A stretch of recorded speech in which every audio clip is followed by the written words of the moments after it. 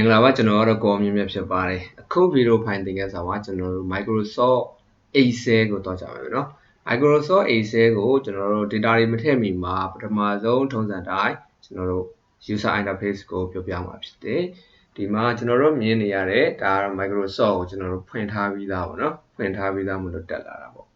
အဲ့တော့ပထမဆုံးဒီမှာ Excel icon ရှိမယ် save ဆိုတဲ့ memory card ပုံစံလေးနဲ့ရှိမယ်ပေါ့နော်ဒါကတော့ကျွန်တော်တို့ထပ်ပေါင်းထားတာလေးပေါ့ Okay အဲ့ဒါဆိုရင်ဒီအောက်က ribbon လေးကိုအကြောင်းကိုပြောမယ်ပထမဆုံးကတော့ file ဆိုတာတော့ကျွန်တော်တို့ Word မှာသင်ခဲ့တဲ့အတိုင်းပဲသူ file နဲ့ပတ်သက်တဲ့အရာတွေရှိမယ်ပေါ့နော်ဒါမှဒါတွေရှိမယ်ပေါ့ထုံစံတိုင်း info ရှိမယ် new ရှိမယ်ကျွန်တော်တို့ open ရှိမယ် save share print share export close ပေါ့နော် count option ပေါ့ဒါရှိမှာပေါ့နော် okay ပြီးရင် home ကိုနှိပ်လိုက်တာနဲ့ကျွန်တော်တို့ Microsoft Word တုံးကလိုပဲဒီမှာသူ့ရဲ့ file လေးတွေအခန်းလေးတွေနဲ့ပါလာပြီနော်ဒါတွေကိုကျွန်တော်တို့တစ်ခန်းချင်းစီသင်ကြမယ်ပေါ့ insert ရှိမယ် Microsoft Word မှာလည်း insert ရှိခဲ့ရမှာနော် insert ဆိုတော့ကထည့်တာပေါ့ဒီထဲကို data တွေဘာတွေထည့်လို့ရတယ်လဲ chat တွေ line တွေ picture တွေအများကြီးထည့်ပဲပေါ့နော်ဒီ Excel ကွက်တွေကိုထည့်ခြင်းပြီးတစ်ခုခုအပြင်က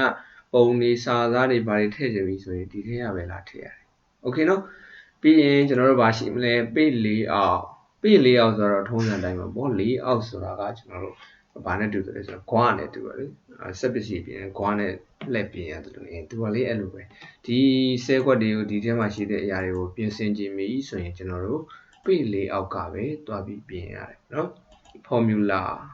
formula ဆိုတာကတော့ကျွန်တော်တို့ Excel ရဲ့ formula တွေရှိတယ်ပေါ့နော်အဲ့ဒါတွေကိုကျွန်တော်တို့လေ့ကျင့်ကြနောက်ပြီးတော့ data ရှိမယ် data တွေကိုဘယ်လိုလုပ်မလဲနောက်ပြီးတော့ review ဆိုတာပြန်လည်စစ်ဆေးတာပေါ့နော် view ဒါ page layout ရဲ့ view ကွက်ပေါ့နော် view မြင်ကွင်းပေါ့အဲ့လိုရှိတယ်